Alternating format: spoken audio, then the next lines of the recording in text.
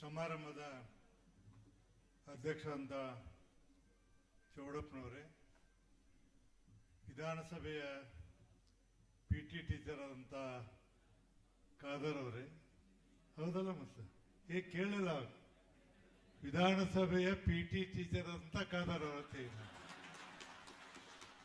ಅಂದ್ರೆ ಅಷ್ಟೊಂದು ನಿಮ್ಮ ಬಗ್ಗೆ ಕಾಳಜಿಯನ್ನು ವಹಿಸ್ತಾರಂತ ಅದರ ಅರ್ಥ. ನಮ್ಗಿಂತ ಹೆಚ್ಚು ಅವ್ರು ಕಾಳಜಿ ವಹಿಸ್ತಾರಂತ ಅದಕ್ಕೆ ಹೇಳಿ ನಾನು. ವೇದಿಕೆ ಮೇಲೆ ಆಸೀನಂತ ಎಲ್ಲ ಗಣ್ಯಮಾನ್ಯರೇ, ನಡೆದಂತ ನನ್ನ ವೃತ್ತಿ ಬಾಂಧವರೇ, ಈ ರಾಜ್ಯ ಮಟ್ಟದ ಸಮಾವೇಶದಲ್ಲಿ ನನಗೆ ಎರಡು ಅರ್ಥ ಆಗಲಿಲ್ಲ. ಯಾವ ಸಂಘಟನೆಯಿಂದ ನಡೆದೈತಿ ಅನ್ನೋದು ಗೊತ್ತಾಗೋದು, ಯಾವ ಸಂಘಟನೆ ಬಿಟ್ಟಾರಂತೂ ಗೊತ್ತಾಗೋದು.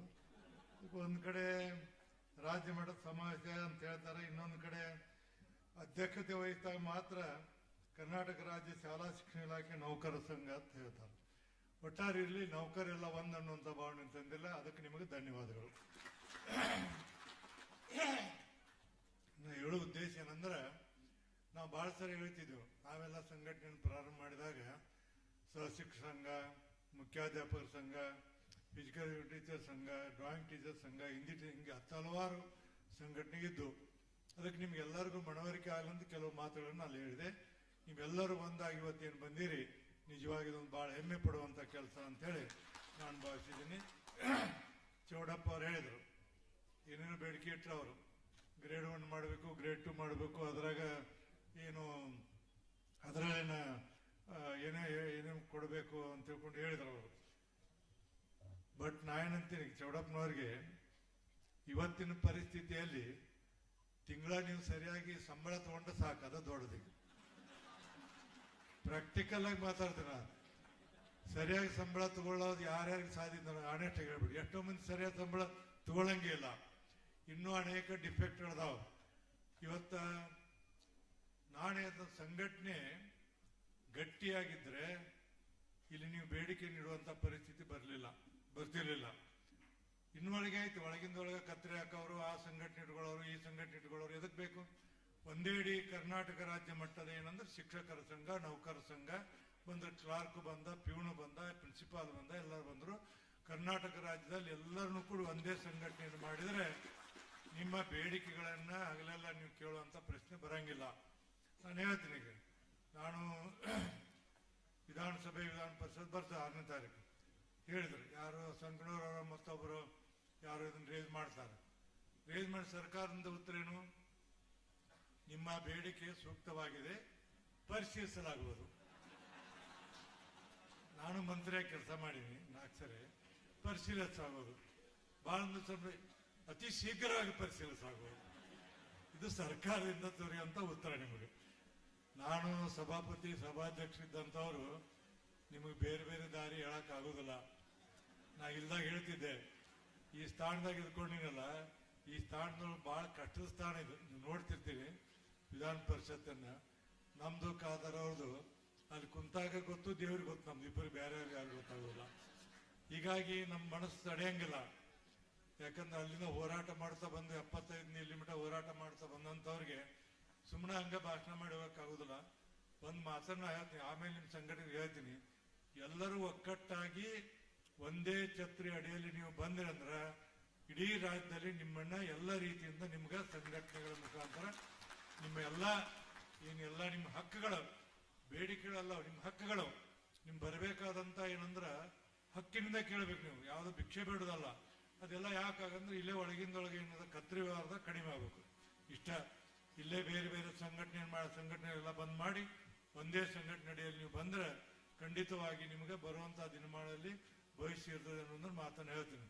ಎಷ್ಟೋ ದಿನ ನೋಡಿ, 95ರಿಂದ 2000ವರೆಗೆ ಹುದ್ದೆಗಳು ಎಷ್ಟು ಖಾಲಿ ಇದಾವೆ ಅಂದ್ರೆ ಲೆಕ್ಕಿಲ್ಲದಷ್ಟು ಹುದ್ದೆಗಳು ಖಾಲಿ ಇದಾವೆ. ಶಿಕ್ಷಕರು ಅವನ್ನೆಲ್ಲ ಏನು ಗೆಸ್ಟ್ ಟೀಚರ್ ತಗೋತಾರ, ಮತ್ತೊಂದು ತಗೋತಾರ, ಕಾಂಟ್ರಾಕ್ಟ್ ತಗೋತಾರ. ಇವರು ವಯಸ್ಸು ಮೀರೋಕತಿ, ಇವ್ರಿಗೆಲ್ಲ ಏನು ಸಿಗುದಿಲ್ಲ. ಇಂಥದ್ರಲ್ಲಿ ಶಿಕ್ಷಕರಿದ್ದಂಥವ್ರು ಏನಂದ್ರ ಬೇಗನೆ ಅಪಾಯಿಂಟ್ಮೆಂಟ್ ಆದಂದ್ರೆ ಅವರೆಲ್ಲ ಜೀವನ ಸಫಲ ಆಗ್ತದೆ. ಇವತ್ತು ನೋಡಿ, ವಯಸ್ಸು ಮುಗಿದ್ರೆ ಎಲ್ಲಿ ಹೋಗ್ಬೇಕು? ಅವರು MA B.Ed ಆಗಿರ್ತಾರೆ, BA B.Ed ಆಗಿರ್ತಾರೆ, ಇವರೆಲ್ಲ ಎಲ್ಲಿ ಹೋಗ್ಬೇಕು? ಈ ಹಿನ್ನೆಲೆಯಲ್ಲಿ ನಾನೇನು ಹೇಳ್ತೀನಿ, ನಿಮ್ಗೆ ಒಕ್ಕಟ್ಟು ಅನ್ನೋದು ಬಹಳ ಪ್ರಮುಖವಾದದ್ದು. ಇವತ್ತು ನನಗೆ ಖುಷಿ ಅನ್ನಿಸ್ತಿದೆ, ನೀವೆಲ್ಲರೂ ಒಂದು ಕಡೆ ಬಂದಿರಿ ಅಂತ ಅನಿಸ್ತಿದೆ. ಇನ್ನೂ ಹೆಚ್ಚು ಹೆಚ್ಚು ಒಕ್ಕಟ್ಟಾಗಿ ಇದನ್ನ ಇನ್ನೊಂದು ಮಾಡ್ಬೇಕು ಚೌಡಪ್ಪ ಅವರು, ನಾ ಹೇಳ್ತೀನಿ, ವಿಭಾಗ ಮಟ್ಟದಲ್ಲಿ ಈ ತರ ಸಮಾವೇಶಗಳನ್ನು ಮಾಡ್ಬೇಕು ನೀವು. ವಿಭಾಗ ಮಟ್ಟದಲ್ಲಿ 4 ವಿಭಾಗ ಮಟ್ಟದಲ್ಲಿ 4 ವಿಭಾಗ ಮಟ್ಟದಲ್ಲಿ ನೀವು ಕೂಡಿ ನೀವು ಸಂಘಟನೆಯನ್ನು ಮಾಡಿ ಇಂಥ ಕಾರ್ಯಕ್ರಮ ಮಾಡಿದ್ರೆ ಸ್ವಲ್ಪ ಸರ್ಕಾರಕ್ಕೆ ಏನಂದ್ರೆ ನಿಮ್ಗೆ ಇಲ್ಲಪ್ಪ ಇಲ್ಲಿ ಅದಾರ ಕೇಳೋರು ಅದಾರ ಅನ್ನುವಂಥ ಭಾವನೆ ಬರ್ತಿದೆ. ಇವತ್ತು ನೋಡಿಲ್ಲ ರೋಶ್ನಿಗೌಡರು ಕುಂತಾರ, ಮಹಿಳೆಯರ್ದು ಒಂದು ಸಂಘಟನೆ ಮಾಡಿಬಿಟ್ರು ಅವ್ರು. ಯಾವಾಗ ನನ್ನ ಕಡೆ ಒಂದು ವರ್ಗಾವಣೆ ಬಂದಿರೋ ನನ್ನ ಕಡೆ ವರ್ಗಾವಣೆಗೆ ಬಂದು ಭಿಕ್ಷೆ ಬೇಡ್ತೀನಿ, ನೀ ಯಾಕೆ ಸಂಘಟನೆ ಮಾಡಬಾರ್ದು ಅಂತ ಒಂದು ಮಾತು ಸಹಜ ಅಂದೆ. ಅದೇ ಮಾತು ಹಿಡ್ಕೊಂಡು ಇವತ್ತು ಅವ್ರು ಸಂಘಟನೆ ಮಾಡ್ಯಾರ. ಯಾರಿಗೆ ಹೆದರಂಗಿಲ್ಲ, ಅವರೆಲ್ಲರೂ ಅವ್ರನ್ನ ಕೇಳ್ತಾರೆ. ಮುಖ್ಯಮಂತ್ರಿ ಆದಿಯಾಗಿ ನಾವಾದಿಯಾಗಿ ಬ್ಯಾಂಕ್ವೆಟ್ ಹಾಲ್ ಸಮಾವೇಶ ಮಾಡಿದಾಗ ಇಡೀ ರಾಜ್ಯಕ್ಕೆ ಏನಂದ್ರೆ ರೋಶ್ನಿಗೌಡರು ಯಾರನ್ನು ಗೊತ್ತು ಮಾಡಿಕೊಟ್ರು ಅವರು. ಹಂಗೆ ನೀವು ಎಲ್ಲ ಒಂದೇ ಕಡೆ ಆಗಿ ಇವತ್ತು ಮತ್ತೆ ನೀವು ಹೆಣ್ಮಕ್ಳಾಟ ಸಪ್ರೇಟ್ ಆಗಿ ಹೋಗ್ಬೇಡ, ಟೀಚರ್ಸ್ ಎಲ್ಲ ಅಲ್ಲಿ ಇರಿ ಇಲ್ಲಿ ಇರಿ, ಎರಡು ಕಡೆ ಇರಿ, ಮತ್ತೆ ಅಲ್ಲಿದ್ದು ಇಲ್ಲಿ ಬಿಡಬೇಡ ಇಲ್ಲೆಲ್ಲ. ಯಾಕಂದ್ರೆ ನಿಮಗೆ ನಾ ಹೇಳ್ತೀನಿ, ನಿಮ್ಗೆ 2 ಪಾತ್ರ ಅಕ್ಕಾವ. ಒಂದು ಅವ್ರ ಕೂಡ ಇರಬೇಕು, ಒಂದು ಇವ್ರು ಇರಬೇಕಾಗ್ತದೆ. ನಾನು ಯಾಕೆ ಹೆಣ್ಮಕ್ಳಿಗೆ ನಾನು ಶಿಕ್ಷಣ ಮಂತ್ರಿ ಆದಾಗ ಅಪಾಯಿಂಟ್ಮೆಂಟ್ನಲ್ಲಿ 50-50 ನಾ 52 ಮಾಡಿದೆ. ಹೆಣ್ಮಕ್ಳಿಗೆ ಯಾಕೆ ಮಾಡಿದೆ? ಹೆಣ್ಣು ಮಕ್ಕಳಿದ್ದಂಥವ್ರು ಮೊದಲ ತಾಯಿಯಾಗಿ ಬರ್ತಾಳೆ, ಆಮೇಲೆ ಶಿಕ್ಷಕಿ ಆಗ್ತಾಳೆ. 2 ಪಾತ್ರವನ್ನು ವಹಿಸ್ತೀರಿ ನೀವು. ಹಂಗೆ ಇದರಲ್ಲಿ 2 ಪಾತ್ರ ಇದೆ, ಅಲ್ಲಿರಿ ಇಲ್ಲಿರಿ ಅಂತ ಹೇಳ್ತೀನಿ ನಾನು. ಯಾಕಂದ್ರೆ 2 ಸಂಘಟನೆಗಳು ಬಲಿಷ್ಠವಾಗಬೇಕು. ಅವಾಗ ಒಬ್ಬರಿಗೊಬ್ಬರು ಎಲ್ಲ ಕೂಡಿ ಇಂಥ ಯೋಜನೆಯನ್ನು ಮಾಡಬೇಕು ಅನ್ನೋಂಥ ನನ್ನ ಸದಾಸಿದೆ. ಅದನ್ನ ನೀವು ನಡೆಸ್ತೀವಿ ಅಂತ ನಾನು ಇಚ್ಛೆ ಪಡ್ತೇನೆ. ನಾವು ನೋಡಿ, ನಾವು ಸಂಘಟನೆಯನ್ನು ಕಟ್ಕೊಂಡಾಗ 1976 ನವೆಂಬರ್ 13 ಅವತ್ತೆಲ್ಲ ಖಾಸಗಿ ಅನುದಾನಿತ ಶಿಕ್ಷಣ ಸಂಸ್ಥೆಗಳು ನೌಕರ ಸಂಘ ಕಟ್ಟಿದ್ವಿ ನಾವು. ಅಲ್ಲೆಲ್ಲ ಹಿಂಗೈತೆ, ಬೇರೆ ಬೇರೆ ಸಂಘಟನೆದು ಪಿ ಟೀಚರ್ ಬೇರೆ, ಅವ್ರು ಬೇರೆ ಅವರೆಲ್ಲ ಹೋಗಿ ಕರ್ನಾಟಕ ರಾಜ್ಯ ಮಾಧ್ಯಮಿಕ ಶಾಲಾ ನೌಕರ ಸಂಘ ಅಂತ ಕಟ್ಟಿದ್ವಿ ನಾವು. ನೌಕರ ಸಂಘ ಪ್ಯೂನ್ ಹಿಡ್ಕೊಂಡು ಪ್ರಿನ್ಸಿಪಾಲ್ ಮಟ್ಟ ಎಲ್ಲರೂ ಒಂದೇ ಅಡಿಯಲ್ಲಿ ಬಂದರು, ಹೋರಾಟ ಮಾಡಿದ್ವಿ. ಅವತ್ತಿನ ಕಾಲಕ್ಕೆ ನೀವು ನಾಳೆ ಮಣಿ ಬರಬೇಡಿ ನೌಕರಿ ಅಂದ್ರೆ ಬಿಟ್ಟು ಹೋಯ್ತು. ಡೆತ್ ಆದ್ರೆ ಯಾರು ಡೆತ್ ಕಂಪನಿ ಅಪಾಯಿಂಟ್ಮೆಂಟ್ ಇಲ್ಲ, 3 ತಿಂಗಳು ಸಂಬಳ ಆಗ್ತಿತ್ತು. ಸಂಬಳ ತಗೊಂಡವ್ರು PP 30%, 10% ಮ್ಯಾನೇಜ್ಮೆಂಟ್ ಕೊಡಬೇಕಾಗಿತ್ತು. ಇಲಾಖೆ ತಿಂಗಳ ಪಗಾರಗ ರೊಕ್ಕ ಕೊಡಬೇಕಾಗಿತ್ತು. ಇಂಥ ಎಲ್ಲ ಇದಾಯ್ತು. ಅವನ್ನೆಲ್ಲ ಹೋರಾಟ ಮಾಡಿ ಇವತ್ತು ನಾವೇನಂದ್ರೆ ಸರ್ಕಾರಿ ಶಾಲೆಯಲ್ಲಿ ಕೆಲಸ ಮಾಡ್ತಿರೋ ನೌಕರಿಗೆ ಸಮಾನರು ಅನ್ನುವಂಥ ಸ್ಥಿತಿಯನ್ನು ತರಬೇಕಾದ್ರೆ ಅವತ್ತಿನ ಹೋರಾಟ ಬಹಳ ಮುಖ್ಯ ಆಯ್ತು ಅನ್ನೋದನ್ನ ನೀವು ನೆನಪಿಟ್ಕೋಬೇಕಾಗುತ್ತೆ. ಅದಕ್ಕೆ ಹೋರಾಟವನ್ನು ಮಾಡಲೇಬೇಕಾಗುತ್ತೆ. ಇವತ್ತಿನ ದಿನಮಾನಗಳಲ್ಲಿ ಹೋರಾಟ ಮಾಡೋದು ಯಾವುದು ಮಾಡೋಕ್ಕಾಗೋದಿಲ್ಲ. ಹೋರಾಟವನ್ನು ಮಾಡಿ, ಹೋರಾಟವನ್ನು ಮಾಡ್ಬೇಕಂದ್ರೆ ಅನ್ಯಾಯವನ್ನು ಎಲ್ಲಿ ಮಟ್ಟ ತಡ್ಕೊಳಕ್ಕೆ ಒಂದು ಲಿಮಿಟ್ ತಡ್ಕೋಬೇಕು. ತಡ್ಕೊಂಡಾಗ ಮತ್ತೂ ಅನ್ಯಾಯ ಹಾಕೋತವ್ರಿಗೆ ನೋಡಿ, those are appointed after 1/4/2006 they are not eligible for the OPS. ನಿನ್ನೇನೋ ಮುಖ್ಯಮಂತ್ರಿ ಹೇಳ್ಯಾರ, ಹಿಂದೆ ಅವ್ರು ಇಲೆಕ್ಷನ್ ಮ್ಯಾನಿಫೆಸ್ಟೋದಾಗ ಹೇಳಿದ್ರು. ಅವರು ಸಮಾವೇಶ ಬಂದಾಗ ಇಲ್ಲಿ ಬಂದಾಗ ಹೇಳ್ತಾರೆ ಮುಂದೆ. ಅದಕ್ಕೆ ಈಗ ಇದನ್ನ ನೆನಪಿಟ್ಕೋರಿ, ಪೇಪರ್ ಕಟ್ಟಿಂಗ್ ಇಟ್ಕೋರಿ. ನಾಳೆ ಸಂಕನೂರವರು ಬೇರೆ ಬೇರೆ ಏನು ವಿಧಾನ ಪರಿಷತ್ ಸದಸ್ಯರು ಸದನದಾಗ ರೇಸ್ ಮಾಡ್ರಿ, ಅಲ್ಲೇ ಮ್ಯಾಲೆ ಕುತ್ಕೊಂಡಿರ್ತೀನಿ, ನಿಮ್ಗೆ ಫಸ್ಟ್ ಪ್ರಯಾರಿಟಿ ಕೊಡ್ತೀನಿ, ಚರ್ಚೆ ಮಾಡಿ. ಇದನ್ನ ಹೇಳ್ತೀನಿ ಈಗ, ನಿಮ್ಮ ಜವಾಬ್ದಾರಿ ಈಗ ಹೇಳ್ಬಿಡ್ತೀನಿ ನಾನು. ಯಾಕಂದ್ರೆ ಅವ್ರಿಗೆ ಹೇಳ್ಯಾರ, ನಿನ್ನೆ ಪ್ರಾಥಮಿಕ ಶಾಲೆ ಶಿಕ್ಷಕರಿದ್ರ ಅಧಿವೇಶನ ಮುಖ್ಯಮಂತ್ರಿ ಇವತ್ತು ಭಾಳ ಎಲ್ಲ ಪೇಪರ್ ಬಂದವ. ಇವತ್ತು ಸಹಿತ ಅದನ್ನ ನಾವು ಮುಂದುವರಿಸಿಕೊಂಡು ಹೋಗ್ಬೇಕಾದ್ರೆ ನಾಳೆ ಸರ್ಕಾರಕ್ಕೆ ಒಂದು ನೀವೇನಾದ್ರೂ ಒಂದು ತೀರ್ಮಾನಕ್ಕೆ ಬರೋಕೆ ನೀವೆಲ್ಲ ಪ್ರಯತ್ನ ಮಾಡಬೇಕು ಅನ್ನುವಂಥ ಮಾತನ್ನು ನಾನು ಹೇಳ್ತೀನಿ. ಹೆಚ್ಚಿಗೆ ನಾನು ಮಾತನಾಡೋದಿಲ್ಲ. ಒಟ್ಟಾರೆ ನಾನು ಹೇಳ್ಬೇಕಂದ್ರೆ ಶಿಕ್ಷಕರು ಒಕ್ಕಟ್ಟಾಗೋದು ಭಾಳ ಕಷ್ಟ. ಭಾಳ ಕಾಲದಿಂದ ಕೆಲವರಿಗೆ ಪ್ರತಿಷ್ಠಿತ ಇರ್ತೈತಿ, ನಾವು ಯಾಕೆ ಸಂಘ ಅಲ್ಲಿರ್ಬೇಕು, ನಾವು ಇದ್ರ ಅಧ್ಯಕ್ಷ ಇದೀವಿ, ನಾವು ಇದ್ರ ಕಾರ್ಯದರ್ಶಿ ಅನ್ನುವಂಥ ಮಾತು ಇರ್ತೈತಿ.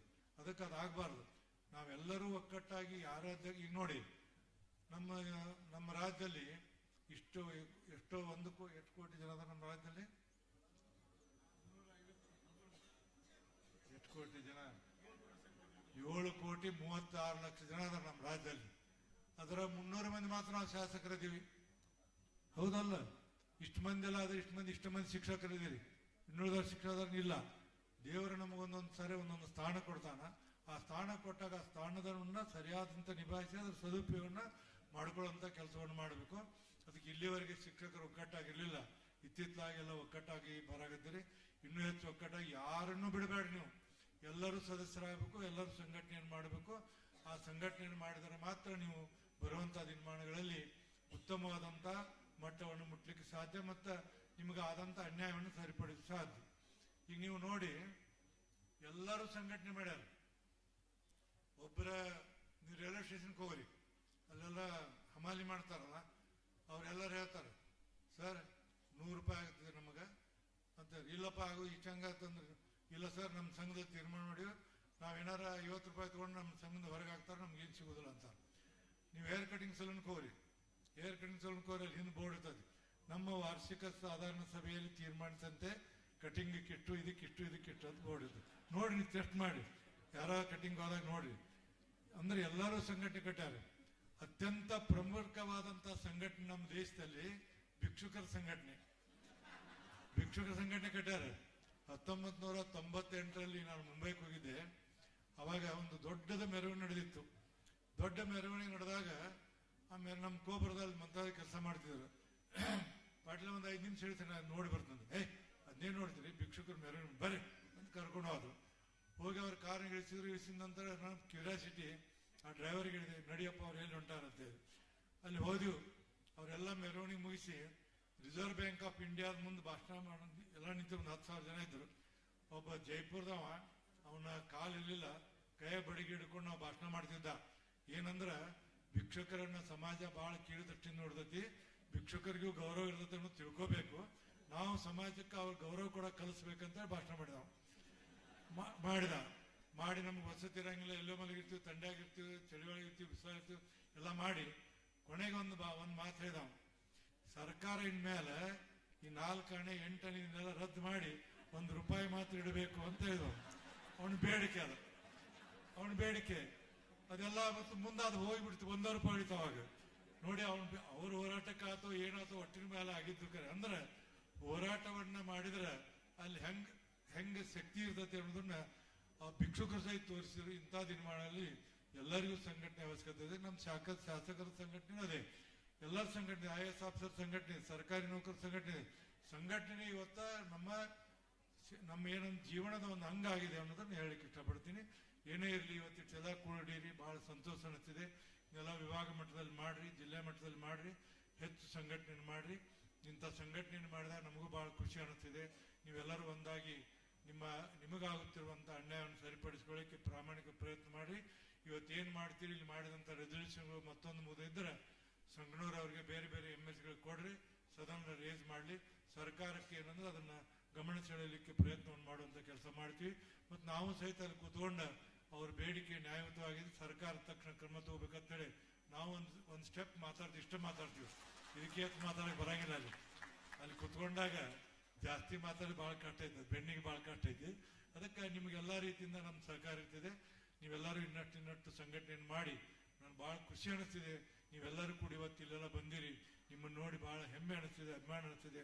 ಬರುವಂತ ದಿನ ಮಾಡಿ ಇನ್ನೂ ಹೆಚ್ಚು ಸಂಘಟನೆಯನ್ನು ಮಾಡಿ ಅನ್ನುವಂಥ ಮಾತನ್ನು ಹೇಳಿ, ಇನ್ನೊಂದು ಕಾರ್ಯಕ್ರಮ ಇದೆ 1 ಗಂಟೆಗೆ, ಅಲ್ಲಿ ಹೋಗ್ಬೇಕಾದ್ರೆ ದಯಮಾಡಿ ನನಗೆ ಕ್ಷಮಿಸ್ಬೇಕಂತ ತಿಳ್ಕೊಂಡು ಹೇಳಿ ನಿಮ್ಗೆಲ್ಲರಿಗೂ ಶುಭವನ್ನು ಕೋರಿ ನನ್ನ ಮಾತು ಮುಗಿಸ್ತಾ